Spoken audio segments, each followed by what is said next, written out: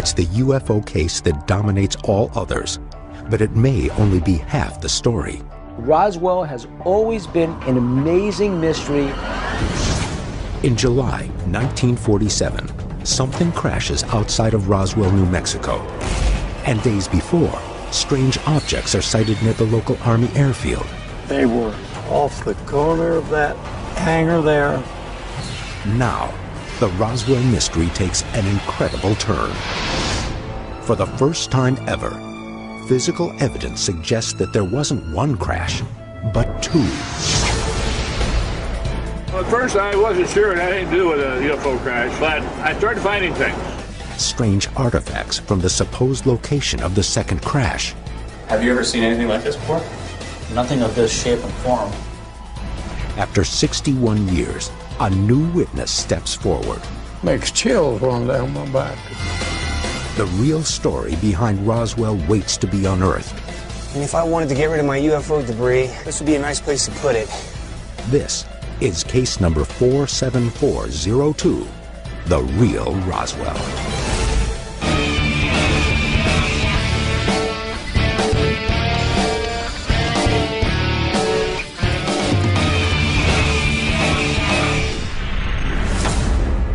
Early July 1947.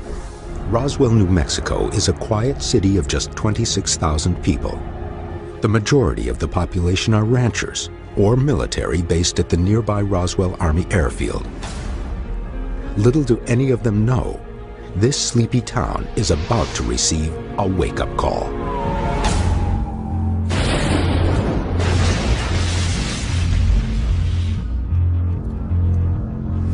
On July 6th, local rancher Mac Brazel reports to the local sheriff that he has found strange debris on the ranch where he works. Major Jesse Marcel from Roswell Army Airfield is sent out to investigate. He takes as much of the debris as he can fit in his truck back to the base. On July 8th, the Army issues a statement that they are in possession of a flying saucer. But after the debris is flown to Dallas, Texas that afternoon for further analysis, the Army states the debris is nothing but a misidentified weather balloon. The story quickly fades from memory. But in 1978, Stanton Friedman, a retired nuclear physicist, interviews Jesse Marcel, who has a somewhat different take on the story. Marcel reveals to Friedman that what was said that afternoon in Dallas on July 8, 1947, was actually a cover story. What he handled was definitely not a weather balloon. The Roswell mystery explodes. In the 15 years following Friedman's explosive interview with Jesse Marcel, cries of cover-up and conspiracy cloud the Roswell incident. Finally, in 1994, the government decides to tell all. The Air Force issues an official report saying that the debris recovered at Roswell was from a top-secret program called Project Mogul. These classified exercises were used to spy on Soviet missile and bomb tests. For many, the long-standing debate over what happened in 1947 in Roswell, New Mexico is put to rest, but some are not convinced. Now, there is another chapter to the Roswell story. In recent years, more and more UFO researchers are paying closer attention to a second reported crash that happened the same week as Roswell, 250 miles away on the plains of San Agustin. 61 years after these events, time is running out. Researchers rush to collect testimony and physical evidence before it disappears forever. Dr. Ted Ackworth will investigate the alleged second crash site in the plains of San Agustin. This is the famous case. It's Roswell. It's probably the dominant UFO case of all history. Bill Burns will meet with a researcher who's found a new witness from the original crash site, one who may have seen and handled the actual debris. Roswell has always been for me an amazing mystery that ever since I was a kid, I've wanted to solve. And Pat Usker will search for physical evidence that is rumored to be hidden on remote ranches outside of town. This is the ultimate UFO event to attend, Bill. You know, I can't believe we're here. I'm really excited about this.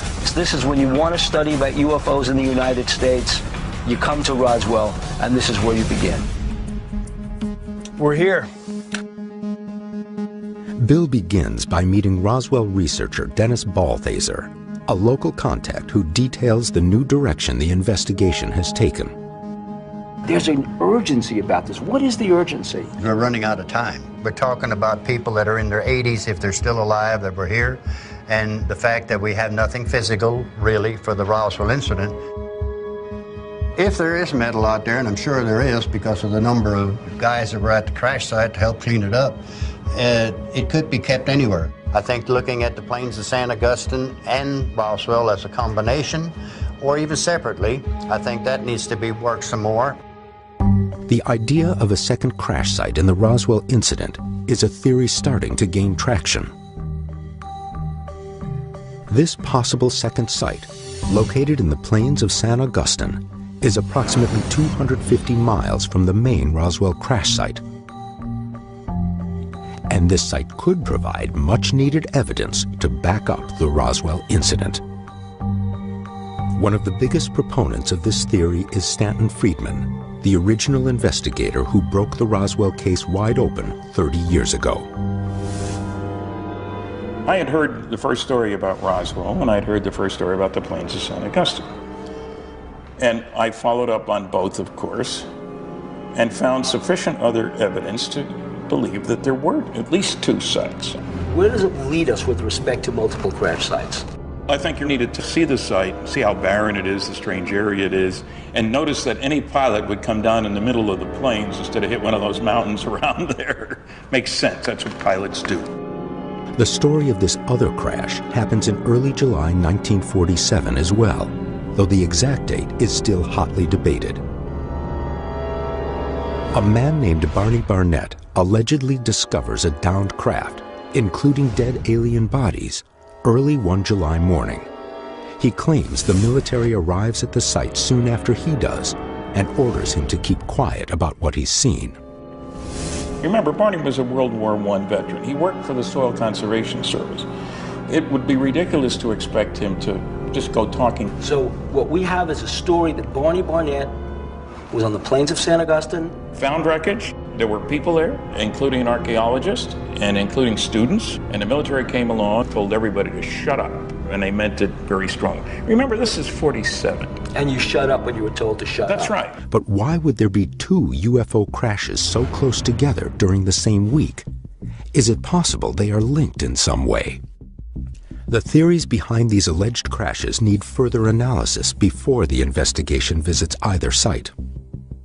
Do we know anything about the relative positions of these debris fields? Are they scattered randomly across what kind of area, or are they in line? Or? Well, most of the debris fields are around Roswell. They are around the main crash site. However, there's another one 200 miles away on the plains of San Augustine.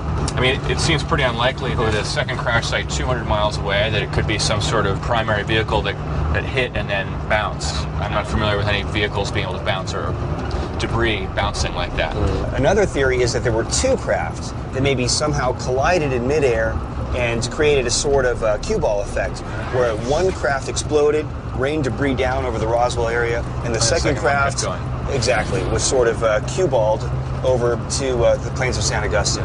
And so we have basically two crafts and two crashes. Linking the two crashes at Roswell and San Augustine will be a key focus of the investigation. Tom Carey, a researcher of the original crash, has uncovered a stunning new witness who claims he was at this site, a staff sergeant at Roswell Army Airfield in 1947. His name is Earl Fulford. I called Earl Fulford 3 years ago. He was just a face in the base yearbook. I called his number and his wife answered. And much to my surprise, she said, "I'm glad you called. He's ready to talk." Carey identified Earl through the official base yearbook from 1947. This is the first time he has ever spoken about the events he witnessed. What happened to get you involved with this Roswell incident after you were on the base? Well, it happened. We worked over here in the next hangar, and about 2 or 3 weeks before the incident, the people in town, especially, and some airmen here on the base, started seeing objects in the sky. Oh, where were the objects? They were off the corner of that hangar there. Earl describes the objects as unlike any aircraft he had ever seen. We looked up and there was 3 up there. They were circular and hung motionless, and we probably watched them for a couple of minutes, and they suddenly disappeared. And this was before anything ever happened on the base? That's right. It was within days, maybe a week, when the crash occurred. This description doesn't match the appearance of the government's Project Mogul balloons, which had extremely long trains of various materials and were used primarily at high altitudes. Military servicemen would be unlikely to see them so low in the atmosphere, but spotting the strange orbs is only the beginning of Earl's story. The next day, Sergeant Rosenberg came in the mess hall at 5 a.m. and got 12 or 15 or maybe 20 of us and loaded us up on an Army bus and took us to the debris field about 70 miles north of Roswell. And what did you do there? Picked up some debris of a very unusual shape and feel and appearance.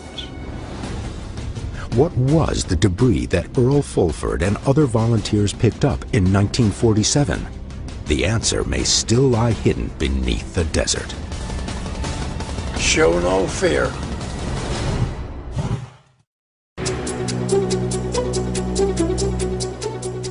In Roswell, New Mexico, a new witness to the Roswell incident has come forward for the first time. Earl Fulford, a staff sergeant at Roswell Army Airfield in 1947, finds himself recruited for cleanup duty. But this is no ordinary cleanup. Pat and Bill are bringing Earl and researcher Tom Carey to the original Roswell crash site to get first-hand details about the debris recovered there on July 8, 1947. While they head to the first site, Ted is prepping the investigation's next step, a visit to a possible second crash site on the plains of San Augustine, 250 miles away. Earl, if I want to go to the crash site, which way do I want to turn now? You take a left right there on that road. It's in a high area like that over there. Okay. What does it feel like going back? Feel elated to be able to do something like this at 82 years old. Show no fear.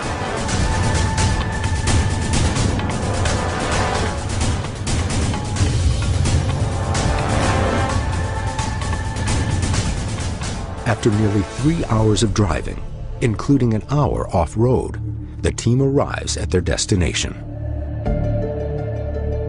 This is the famous Roswell crash site. On this barren landscape, many claim history was made. Right here, for the first and so far only time, the United States military admitted to finding a UFO, only to change its story days later. So, Earl, do you remember this site?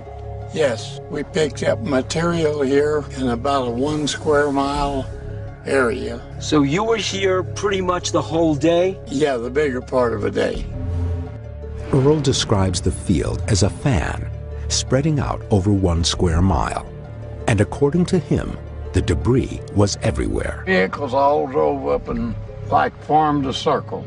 We started walking in one direction. We went about 10, 12, 15 apart, where I could see what you could see, and you could see what I could see, so we wouldn't miss anything.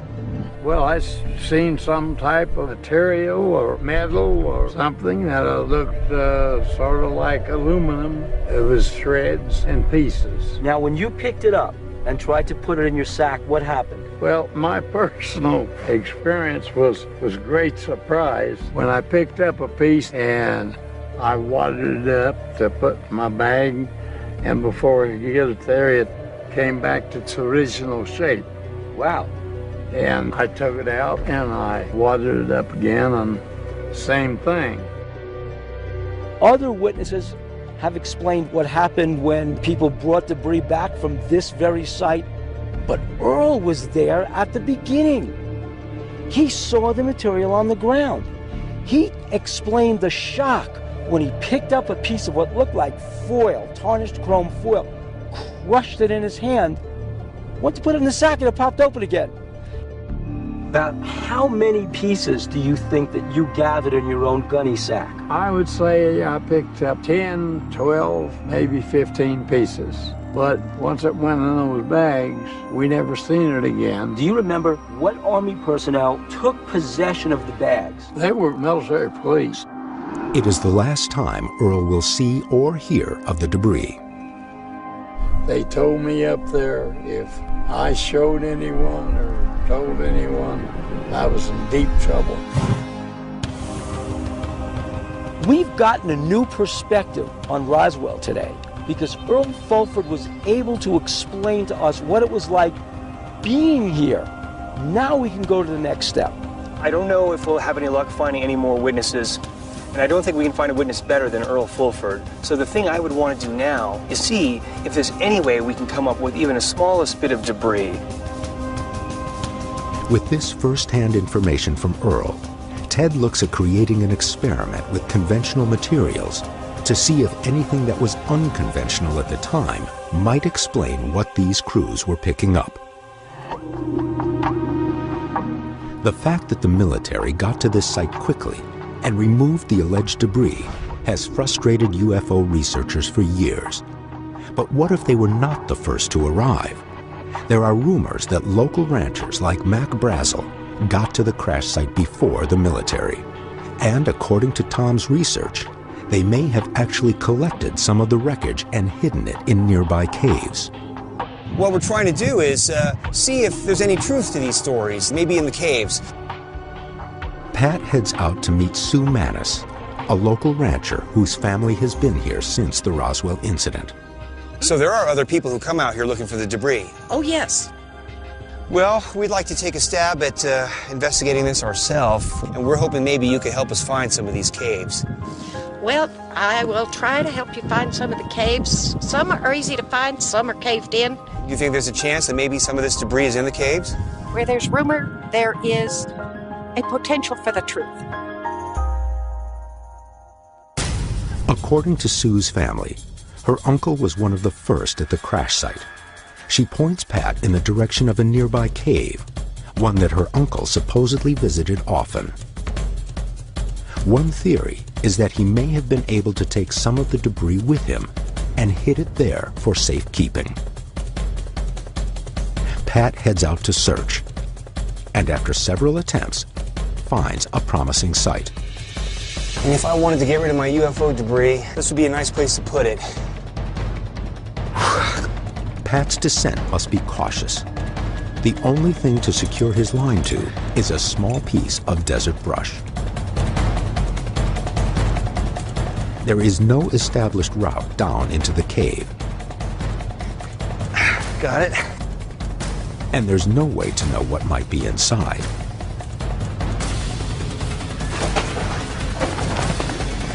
Damn it.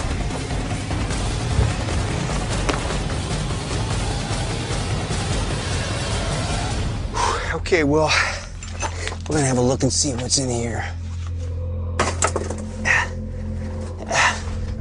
Well, I've just discovered that the rumors are true. There are underground caves here near the Mac Brazel debris field, and these would be a great place for people to stow away this debris if they wanted to hide it from military personnel.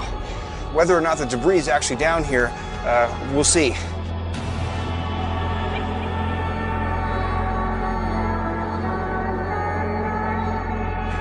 I can tell from this layer of silt here that this is all probably rain drainage that probably comes through this tunnel. We can see it on the outside. This is as far as the tunnel goes. All I have is hard walls of quartz and a silty floor. That's all I found down in this cave.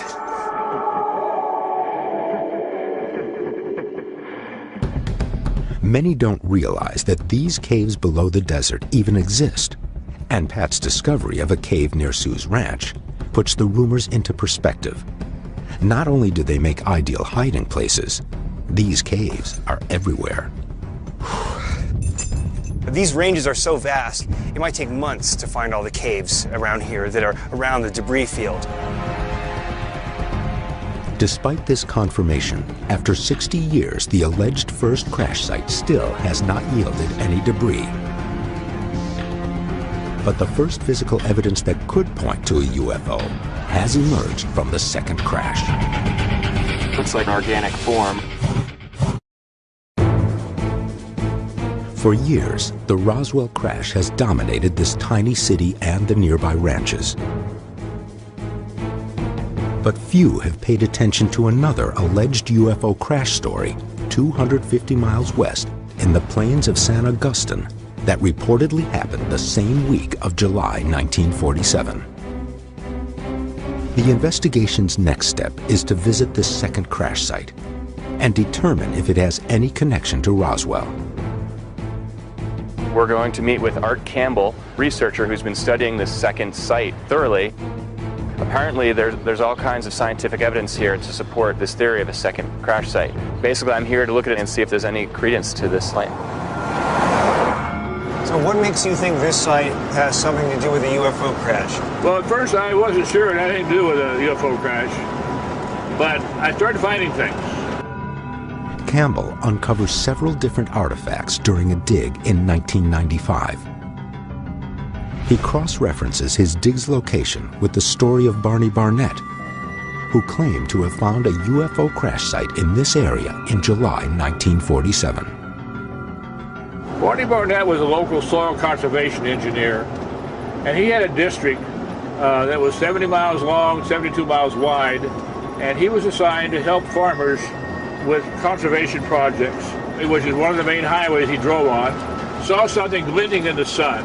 He told friends and relatives he thought it was a plane crash, and he knew a way in, so he drove over there as fast as he could get there, and came over a small rise and looked down on this UFO, lit on one side, a couple bodies outside. Well, what happened to the vehicle and the bodies? He was there probably a half hour, 45 minutes, and some archaeologists came up. According to Barnett's account, these archaeologists are returning from a nearby dig when they stumble upon Barney and the UFO crash site. In his research, Campbell located corroborating documents for Barnett's claim. According to this letter from the Peabody Museum at Harvard University, archaeologist Herbert W. Dick was working at Bat Cave in the plains of San Augustine in the summer of 1947. Bat Cave is in close proximity to the site where Art performed his dig. Then the Army drove up in several vehicles, said, oh, this site is secure, and chased them off. And again, this was a completely separate crash site. He didn't see the crash in Roswell. But what evidence exists that something crashed in the plains of San Augustine? Right, so the theory is that some craft crashed into this, crashed into the earth. It would have left a long gouge, wouldn't it have? I estimate the gouge to be maybe about 200 feet long. And then you think mixed up in the soil here would be some components of the vehicle or wreckage? I believe that's the case, yes. Whatever it was came into that sagebrush and cut a swath through it. The site had numerous artifacts that Campbell collected after persistent and thorough digging. This is the first time he's been back to the site in almost 5 years. He specifically requests that the actual location not be revealed. Great.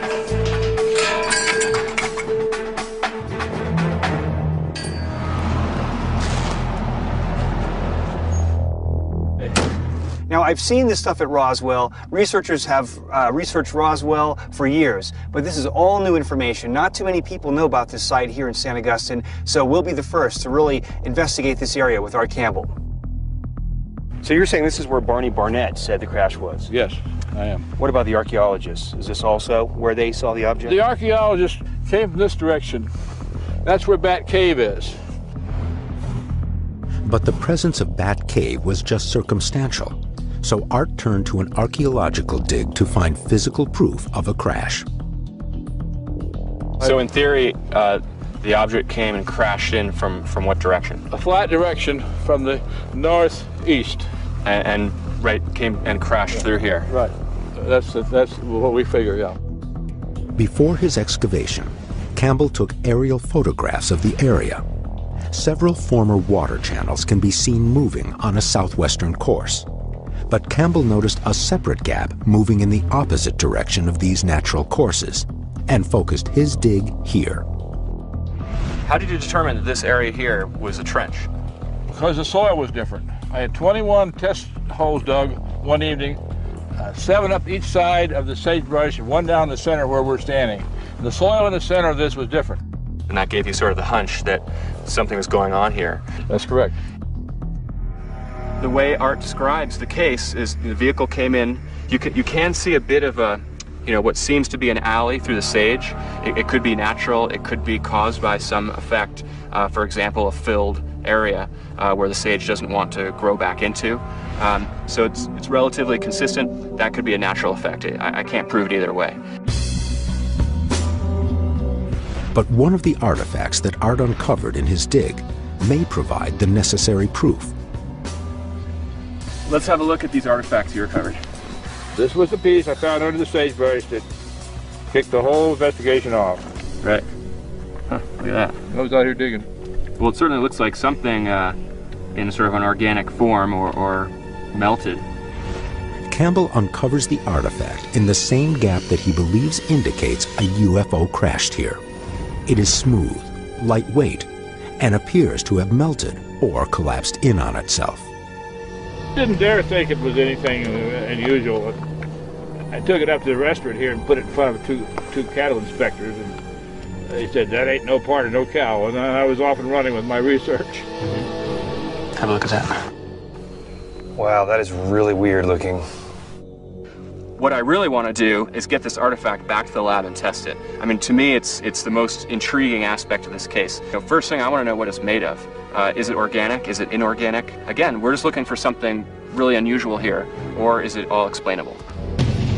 With the fieldwork complete, the investigation moves to an experiment that will put both the government explanation and the eyewitnesses to the test.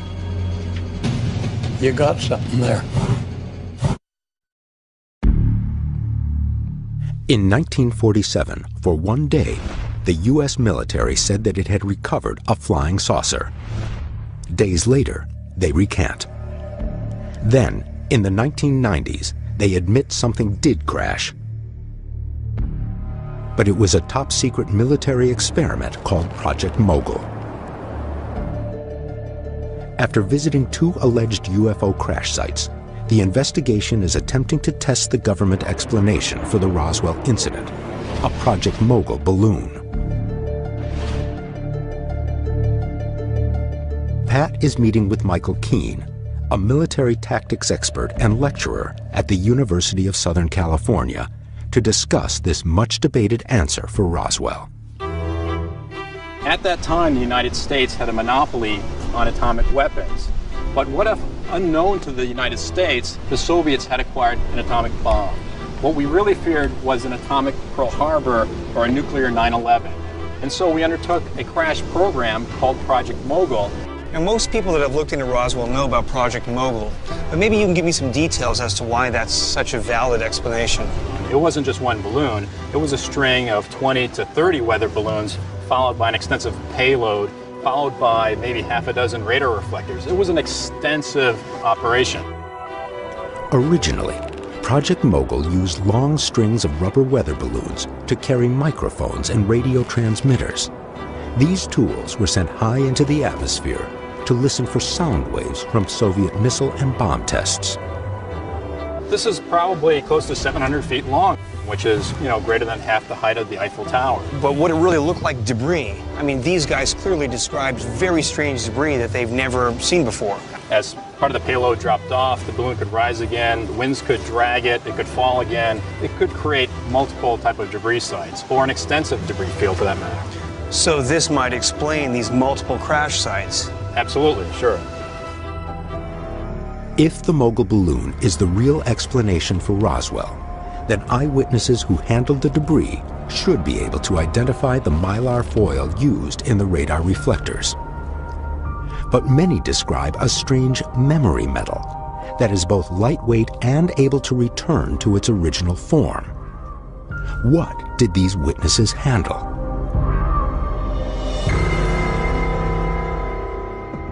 At WonderWorks, a special effects house located in Los Angeles, Bill has brought in 2 eyewitnesses for the test. Earl Fulford, who claims to have handled the debris at the alleged first crash site, and Jesse Marcel Jr., who says he handled material when his father, Major Jesse Marcel, brought some of the debris home from the crash site. We've collected a number of different materials that seem to match roughly the descriptions from our 2 witnesses. We're going to bring in each witness independently and see if they can positively ID the material they were handling back in 1947. I got a handful of different metals here. We're starting off with 32,000s of magnesium. Same with steel, aluminum, also steel, but this isn't 5,000s. You can see it's quite flexible and flat. This is actually cardboard at 32,000 and 5,000s acetate with kind of an aluminum finish to it. And this is mylar, also with an aluminum film to it. Earl, the first subject, is brought in to look at the materials. Take a turn on each piece and tell me yes or no, does it look or feel like the piece of metal from 1947? No. It's a little too thick. Let's do the next one. This one is too heavy. The color is close, but weight is too much. Okay. This material now was almost weightless. Let's do the next one. Too stiff. This one is closer, but it doesn't feel like I could fold it up. This one doesn't resemble it in any way.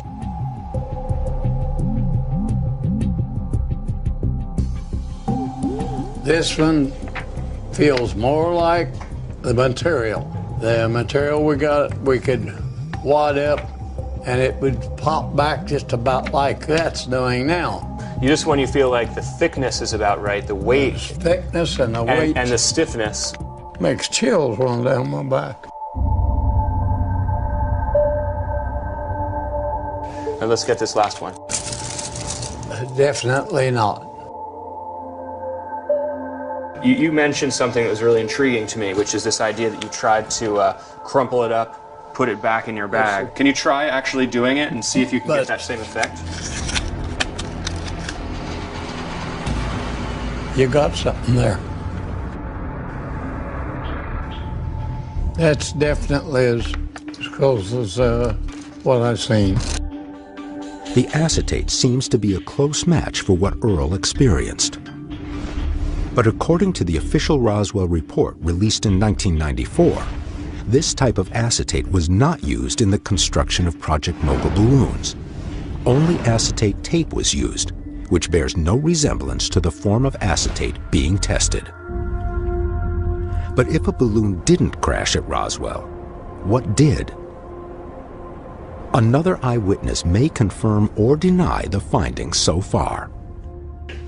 Well, we have one more witness, one of the most famous of the Roswell witnesses, Jesse Marcel Jr. The night that my dad brought the material home, I looked at all this material on the floor. The first thing he said was, "Look at this, because you'll probably never see this again." Now remember, this is a blind test, so let's not lead on about any of these early findings with Earl. This is a sheet metal. Now what I saw was not really like a sheet metal, more like foil, so this is much too thick. Too thick. Now these are sheet metal.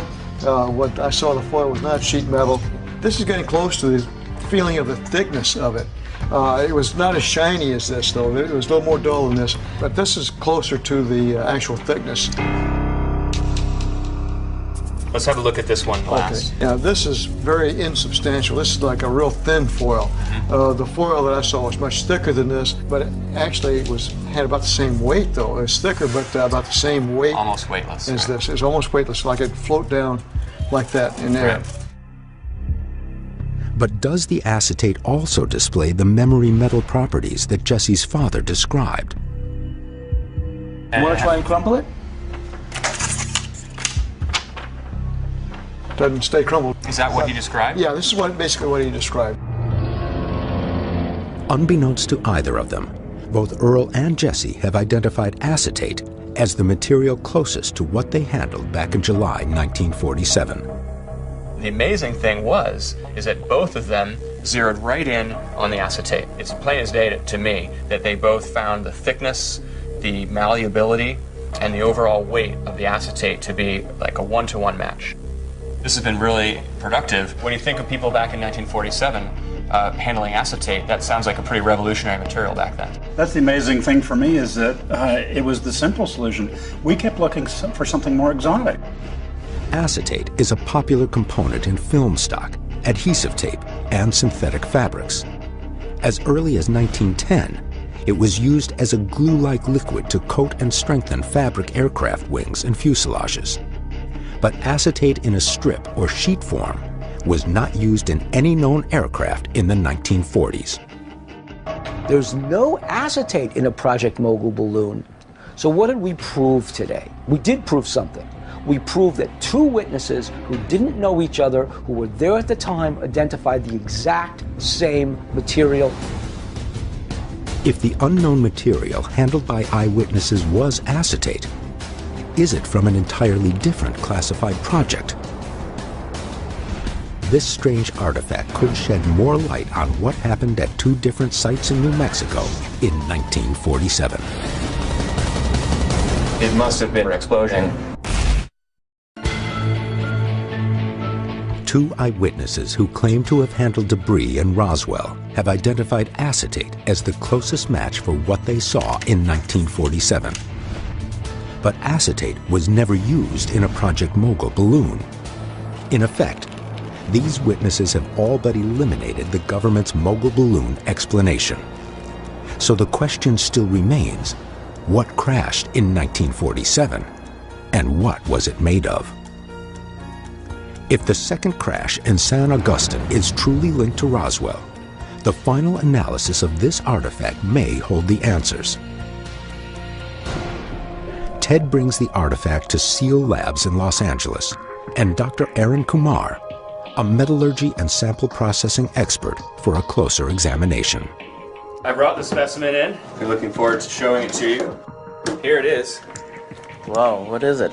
This came out of an archaeological dig, and the site may have been a crash site. We're not sure. This is one of the more unusual or difficult to explain artifacts that came up out of the site. It does look pretty unusual. And we're just trying to get a sense of what it could be. Is it organic? Is it man-made? Is it natural? Well, we'll test it and figure this out. I think we should do a variety of tests on this. These tests will help prove conclusively what the object is made of. The artifact is smooth to the touch, and at just 4 ounces is extraordinarily lightweight. But initial looks reveal several cracks and folds that suggest there may be multiple layers to the object. You see there's all kinds of folds and sort of crevasses. Have you ever seen anything like this before?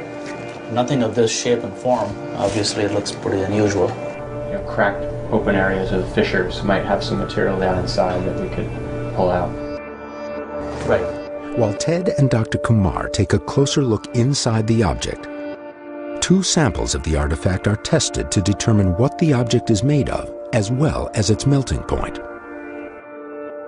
Knowing what temperature is needed to melt the object could give a clue as to the conditions that led to it taking this form.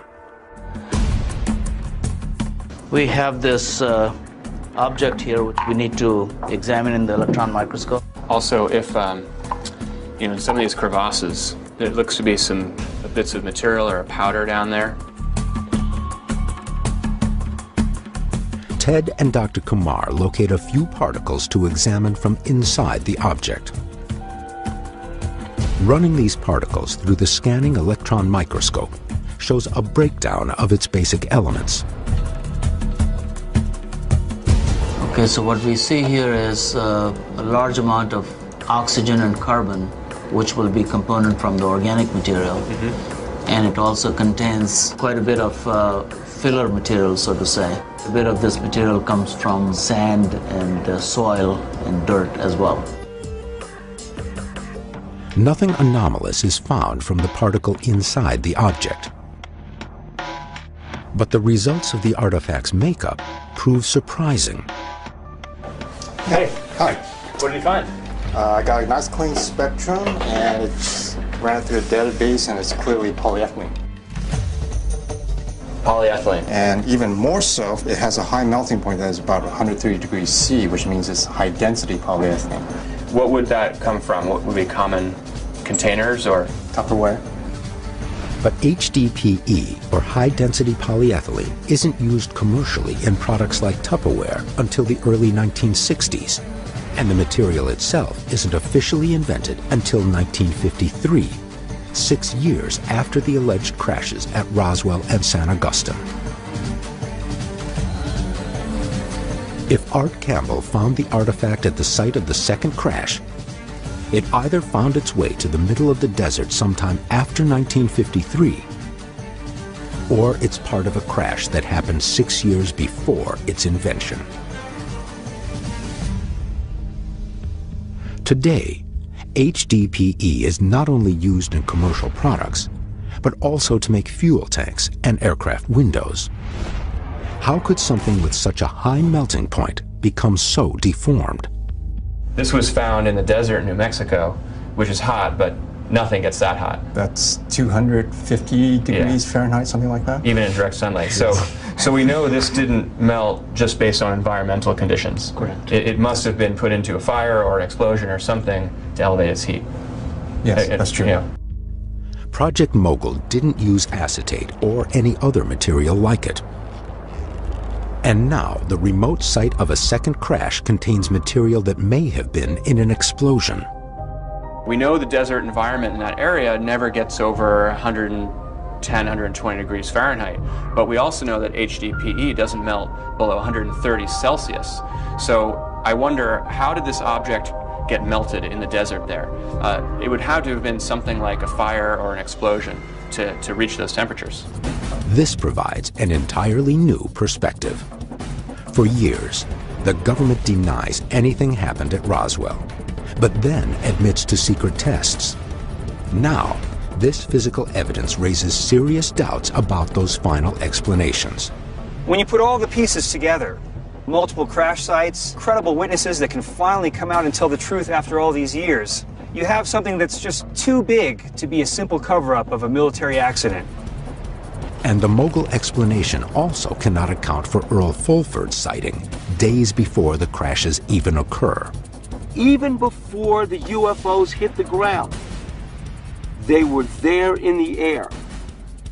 And for me, that explains the relationship among all these various crash sites, that there was more than one craft. 61 years after the incident at Roswell, new evidence continues to emerge. Is this a different military program still classified today? Or is the government still not telling us the truth about UFO crashes in New Mexico?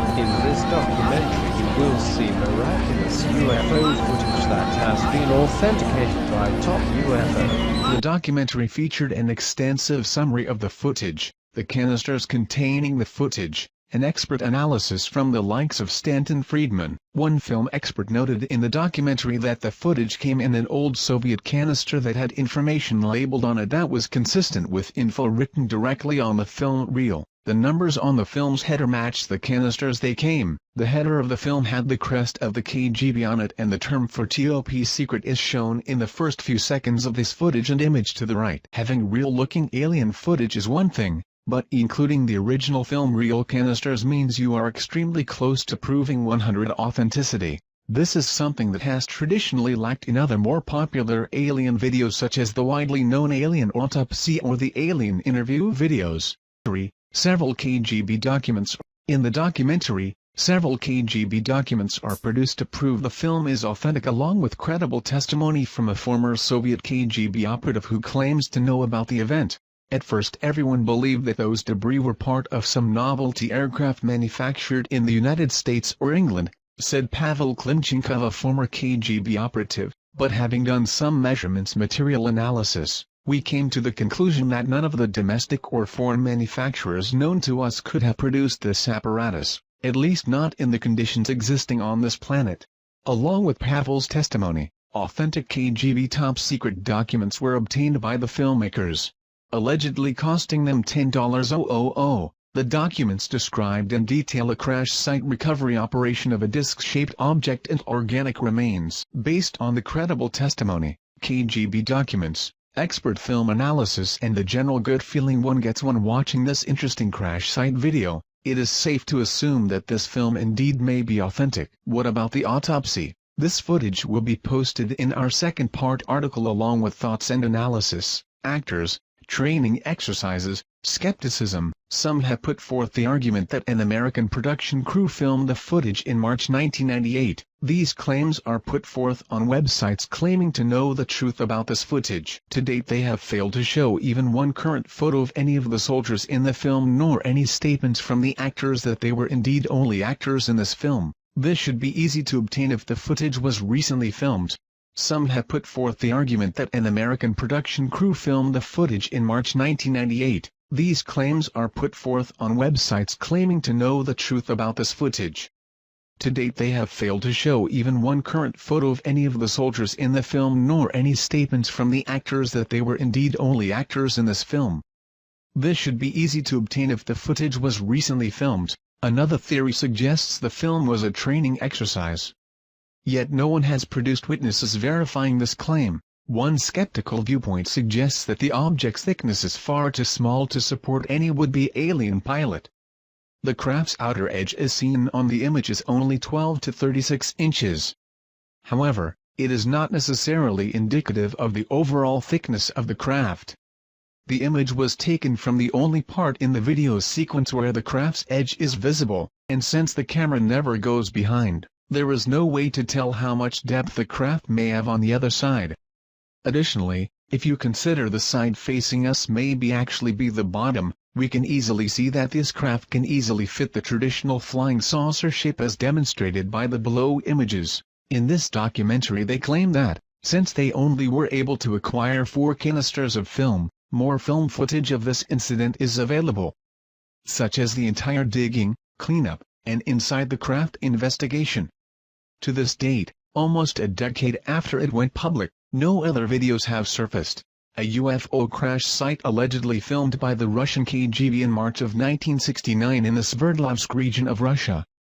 The footage was later obtained by documentary filmmakers who then published the movie, The Secret KGB UFO Files. A film expert noted in the documentary that the film came in an old Soviet film can and the numbers on the film's header matched the cans they came in. The header of the film has the crest of the KGB on it and the term for top secret. An autopsy of the alleged pilot of the UFO is seen in the documentary film. Soviet doctors examined the burned torso of the entity and it is revealed that the 3 doctors died 1 week later, all from cerebral hemorrhages. Death certificates are presented as proof. Several KGB documents are produced to prove the film is authentic. Some have put forth the argument that an American production crew filmed the footage in March 1998. These claims are put forth on websites claiming to know the truth about this footage. To date they have failed to show even one current photo of any of the soldiers in the film, nor any statements from the actors that they were indeed only actors in this film. This should be easy to obtain if the footage was recently filmed. Another theory suggests the film was a training exercise. Yet no one has produced witnesses verifying this claim. UFO aliens may have helped build pyramids of Giza, says Cairo University archaeologist. Head of the Cairo University Archaeology Department, Dr. Ayla Shaheen, in December 2010 had told an audience that there might be truth to the theory that aliens helped the ancient Egyptians build the oldest of pyramids, the pyramids of Giza. On being further questioned by Mr. Marek Nowak, a delegate from Poland, as to whether the pyramid might still contain alien technology or even a UFO with its structure, Dr. Shaheen was vague and replied, "I cannot confirm or deny this, but there is something inside the pyramid that is not of this world." Delegates to the conference on ancient Egyptian architecture were left shocked. However, Dr. Shaheen had refused to comment further or elaborate on his UFO and alien-related statements. Down below is 90's The Secret KGB UFO Files documentary, that deals with the fact that Russian had already discovered the tomb of alien humanoid in Egypt and something is beneath the pyramid. The Secret KGB UFO Files documentary interestingly supporting the head of the Cairo University Archaeology Department, Dr. Ayla Shaheen, claim as well. Actually, ancient Egyptian writings very often talk of beings from the sky opening and bright lights coming down to teach them technology and give them wisdom. Many pictures and symbols resemble UFOs and aliens.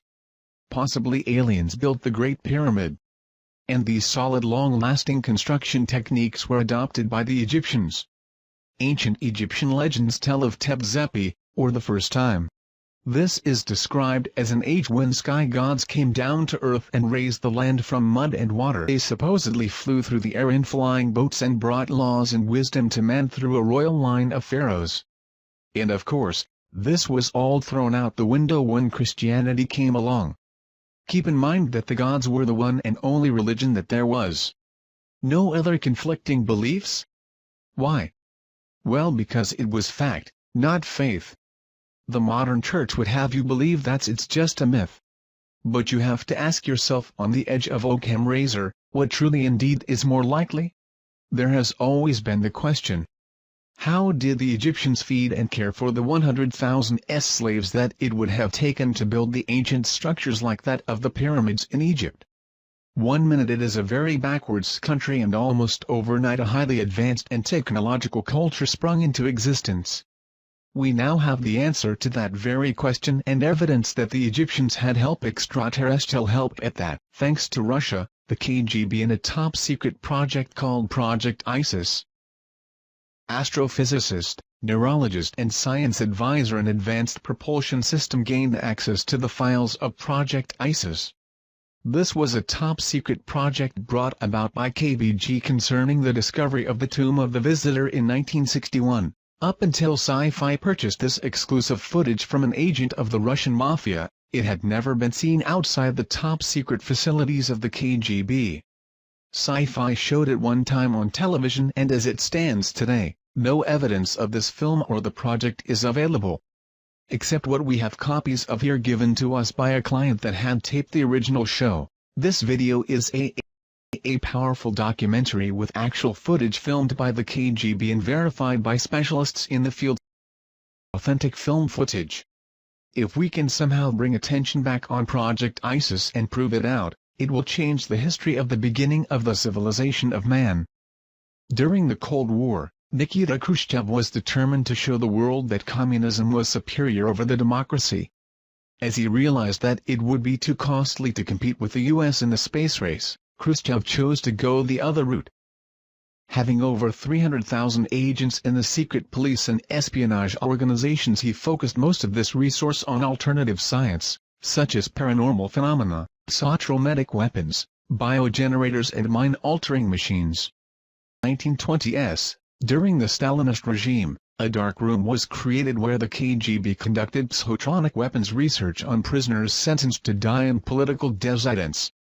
After 1936, these files were transferred to the secret archives of the KGB, continuing on with their paranormal research.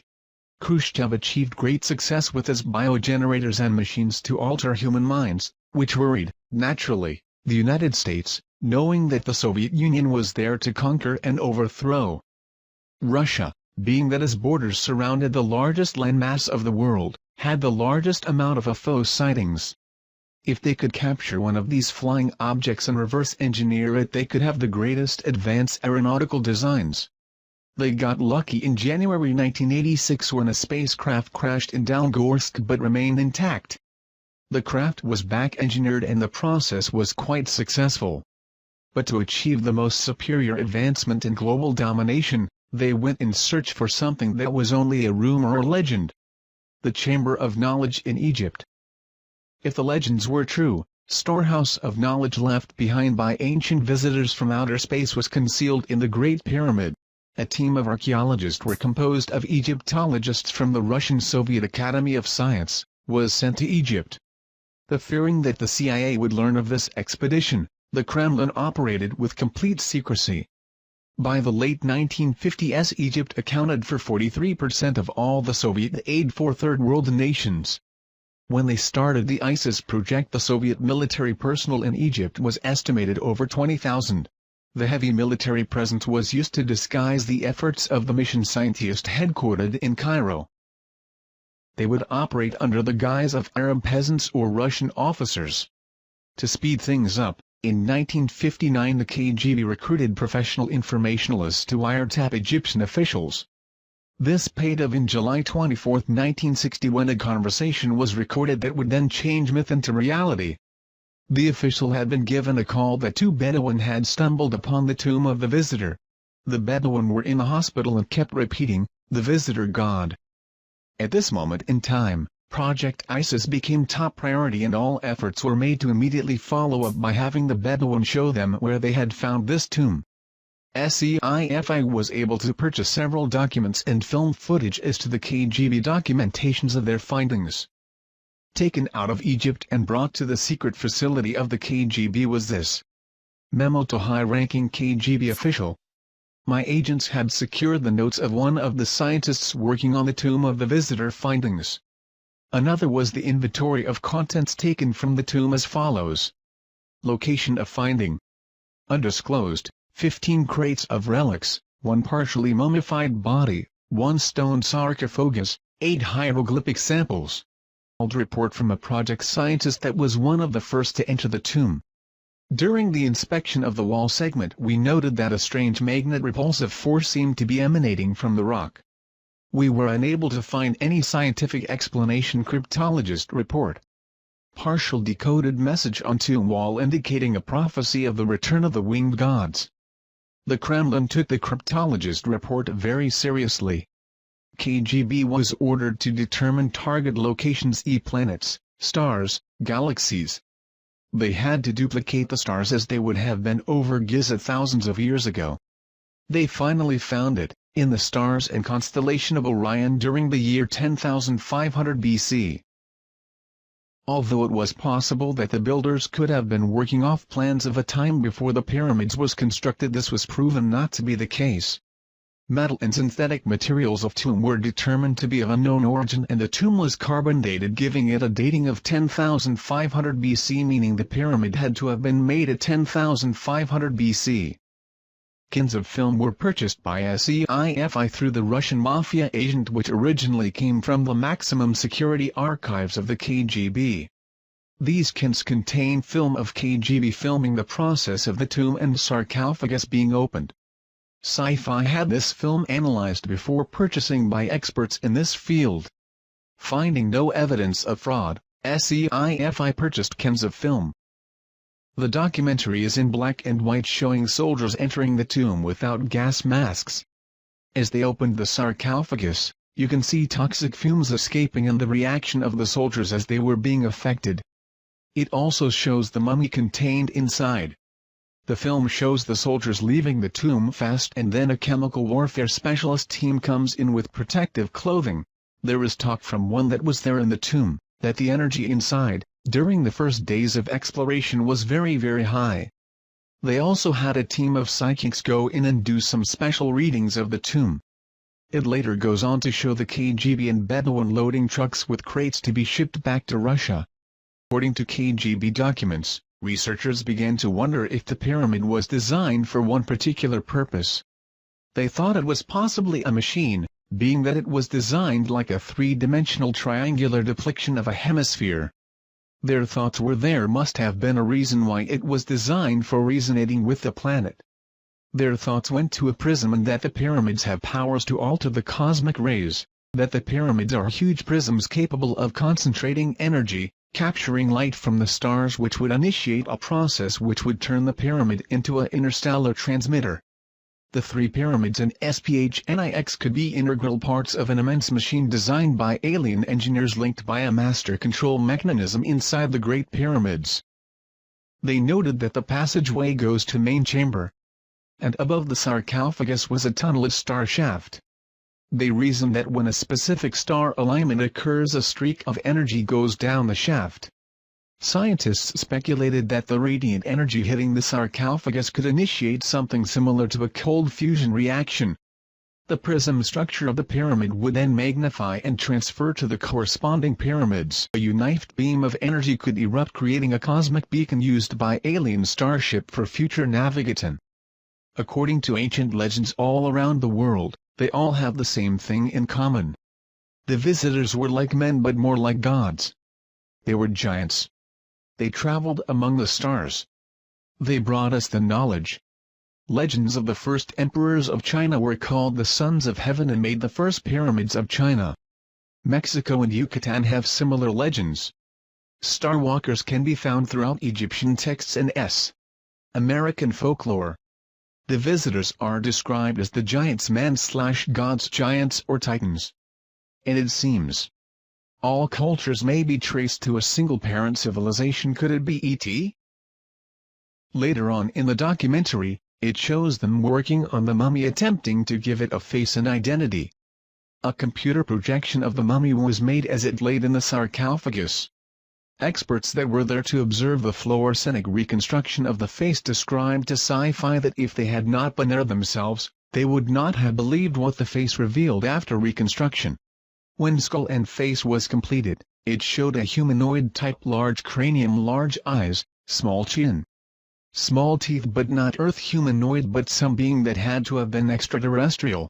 Later, using underground radar technology, the KBG found a passageway under the tomb of the visitor. Directly below was a large chamber. They believed they found the chamber of knowledge, but was afraid to open the tomb, thinking it could be a Trojan horse, capable of blowing up the entire planet. They decided to seal the tomb, wipe away the location of the tomb and close the project. It seemed, however, that all were affected by the discovery. Some had personality changes. Some disappeared entirely, others committed suicide, and others no longer could support their old religious beliefs. The first official report of sightings, that we are aware of, was by King Tutkremeni about 3,400 years ago.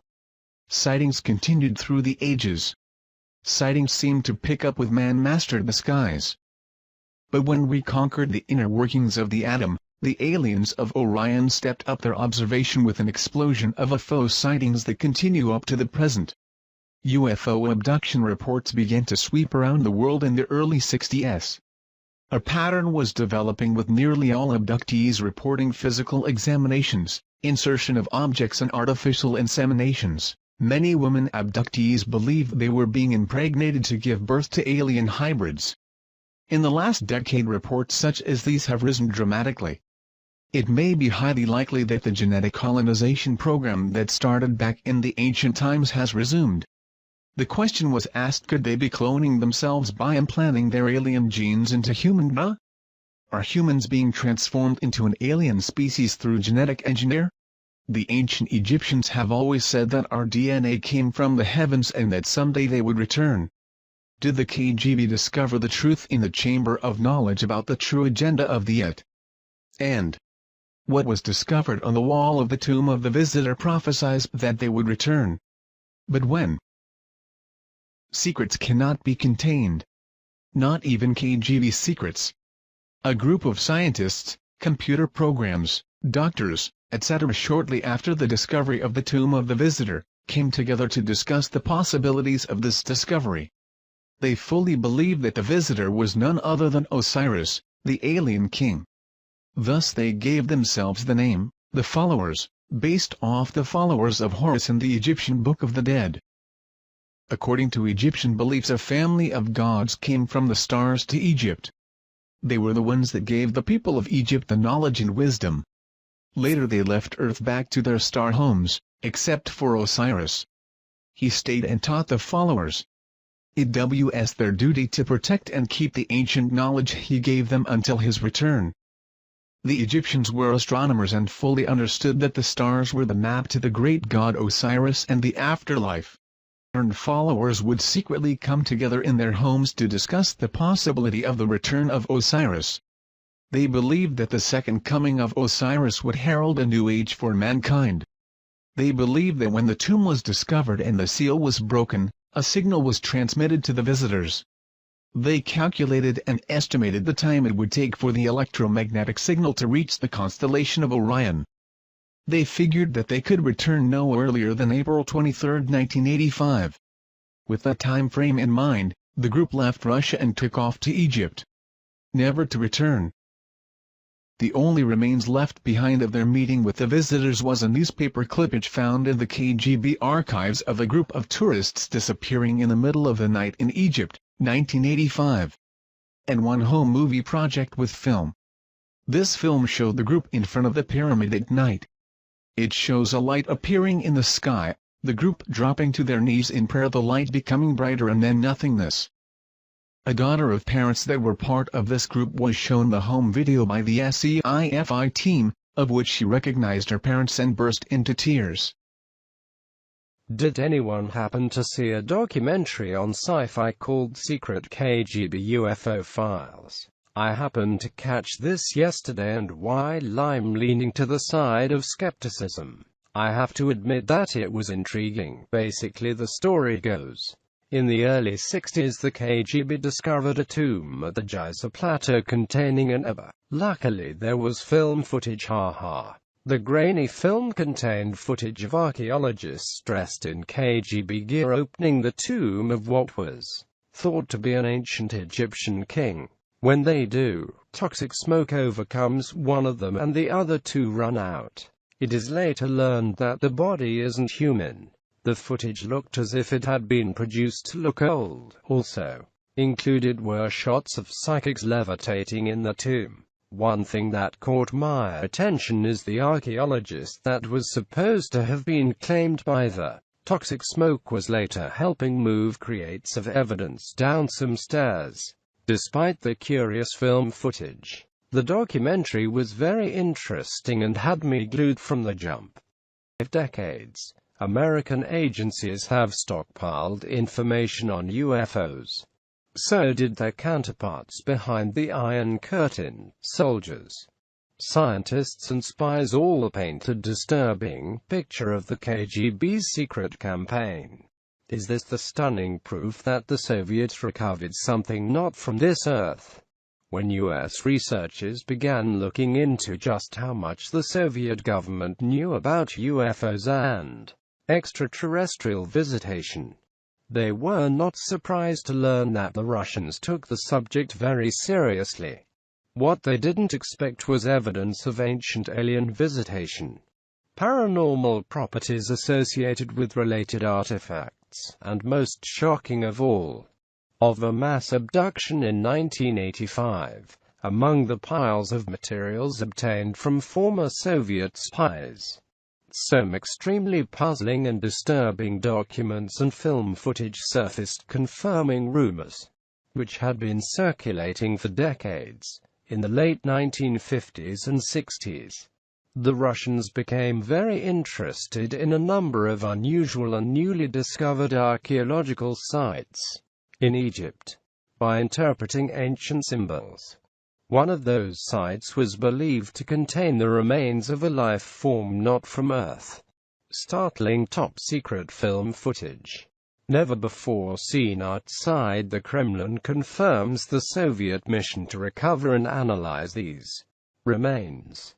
Join host Roger Moore in an exclusive investigation into one of the most compelling events of our time.